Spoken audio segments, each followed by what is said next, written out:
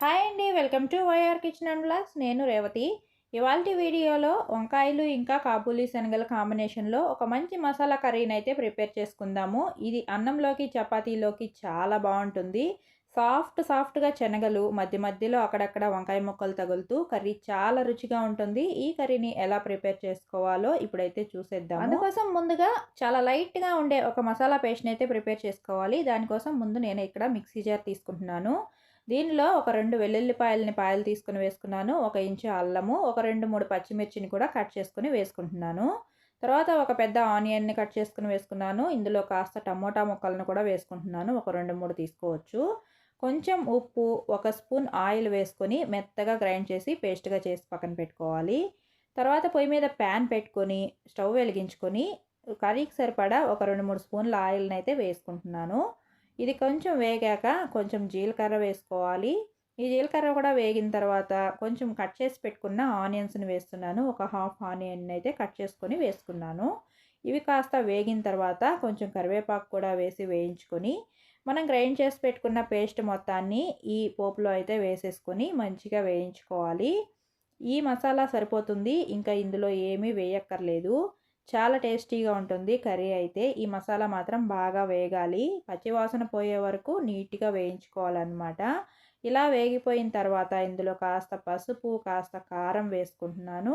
కారం మీ రుచికి సరిపడినంత వేసుకోండి. మనం మసాలాలో కూడా ఉప్పు వేసాం కాబట్టి చూసుకొని కాస్త ఉప్పు, కాస్త ధనియాల పొడి వేసేసుకొని ఒకసారి ఇవన్నీ మిక్స్ అయ్యేలాగా కలిపేసుకోవాలన్నమాట. నేను ముందే ఒక 1/2 కేజీ వంకాయలని ఇలా సన్నగా పొడవుగా కట్ చేసుకొని ఉప్పు వేసిన నీళ్ళల్లో వేసి నానబెట్టుకున్నాను. ఒక 5 నిమిషాలు. ఆ ముక్కలనైతే ఇప్పుడైతే వేసేస్తున్నాను. వంకాయ ముక్కలన్నింటినీ ఇందులో వేసేసుకొని కలుపుకోవాలి. ఫ్రెండ్స్, మీలో నా వీడియోస్ని ఫస్ట్ టైం చూస్తున్న వాళ్ళు కనుక ఉంటే ఒకసారి ఛానల్ని విజిట్ చేయండి. ఛానల్లో ఇంకా చాలా వీడియోస్ ఉన్నాయి, ఖచ్చితంగా మీకు నచ్చుతాయి కూడా, ఉపయోగపడతాయి. ఇంకా ఛానల్ని సబ్స్క్రైబ్ కూడా చేసుకోండి. వీడియోకి ఒక లైక్ చేయండి. వీడియో చూసిన వాళ్ళు ప్రతి ఒక్కరూ వీడియోకి అయితే ఒక లైక్ అయితే చేయండి. మీరు చేసే లైక్ ఈ వీడియో ఇంకొంతమందికి షేర్ అయ్యేలాగా చేస్తుందన్నమాట. ఒకవేళ మీరు ఆల్రెడీ రెగ్యులర్ ఫాలోవర్ అయితే కనుక ఇప్పటి వరకు పోస్ట్ చేసిన వీడియోస్లో మీకు ఏ వీడియో నచ్చిందో ఈ వీడియో కింద అయితే కామెంట్ చేయండి.